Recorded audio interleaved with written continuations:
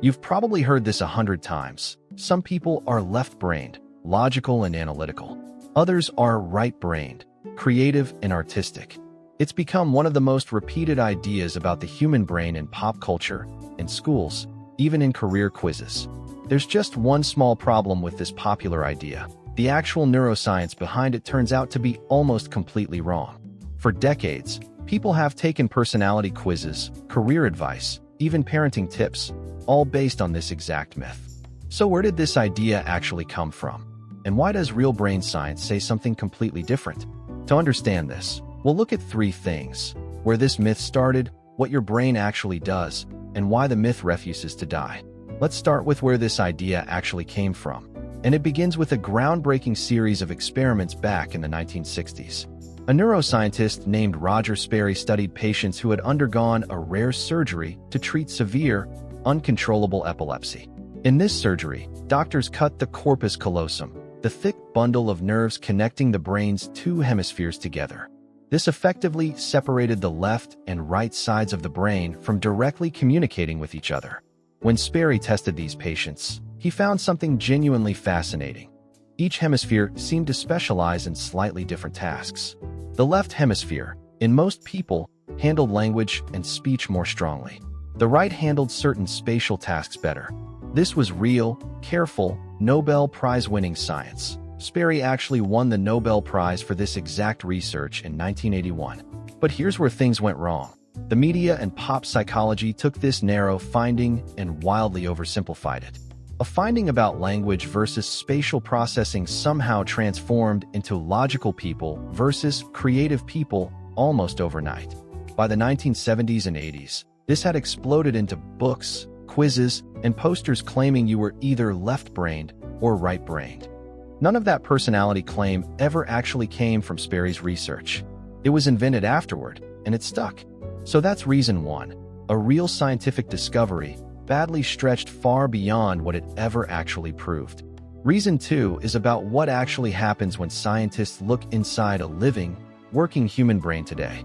Thanks to modern brain imaging, like fMRI scans, researchers can now watch which brain regions activate during different tasks in real time. And the results are clear. Creative tasks light up regions in both hemispheres, not just the right side.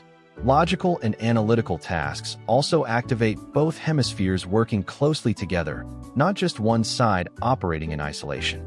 In 2013, researchers at the University of Utah analyzed over 1,000 human brains using detailed imaging scans. They specifically looked for evidence that some people rely more on their left hemisphere and others more on their right. They found absolutely no evidence supporting that idea at all. Both hemispheres were used in roughly equal balance and everyone studied. In other words, there's no such thing as a left-brained person or a right-brained person, not according to the data. The 2 hemispheres are constantly connected, constantly communicating, working together on almost everything you do, every single day. Even tasks we associate with just one side, like language or spatial awareness, actually involve both hemispheres cooperating closely. Your brain isn't split into a logical half and a creative half. It's one connected system, working as a whole. So if the science is this clear, why does the myth still feel so incredibly convincing to so many people? That brings us to reason 3, why this myth has survived for decades, even after being thoroughly debunked by scientists. Part of the answer is simple. The idea is incredibly appealing. It's a clean, tidy way to explain personality. Just like horoscopes, it gives people a simple label, an easy way to feel understood without much complexity involved. I'm right-brained. That's why I'm bad at math is a much easier story to tell than the messy truth. The myth also spread through decades of self-help books, career quizzes, and educational posters, long before most people could fact-check it. Once an idea like this gets repeated enough times, in enough classrooms and workplaces, it starts to feel like established fact. This is actually a well-known psychological pattern. The more familiar an idea feels, the more true it seems, whether it is or not. Even now, plenty of well-meaning teachers and career coaches still unknowingly repeat this exact myth as if it were real science. It's a perfect example of how a small, real discovery can quietly turn into a widespread myth, just through repetition alone. And once a myth becomes that comfortable and that widespread, actual scientific evidence often struggles to catch up and correct it. So the myth isn't surviving because of good evidence. It's surviving because it's simple, familiar, and honestly, kind of fun to believe. But now you know the real story, where it came from, what the science actually shows, and why it stuck around.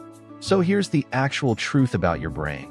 Once you strip away decades of oversimplified, catchy pop psychology, the left brain, right brain idea did come from real science, but it was stretched far beyond what that science ever proved.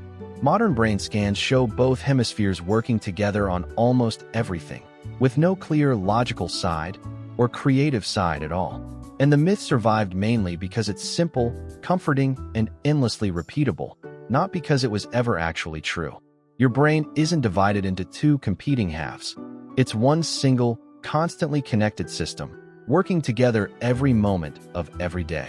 So the next time someone tells you they're just not a creative person because they're left-brained, you'll actually know the real science behind it, and maybe even gently set the record straight yourself.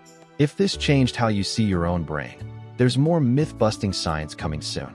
Subscribe, and I'll see you in the next one.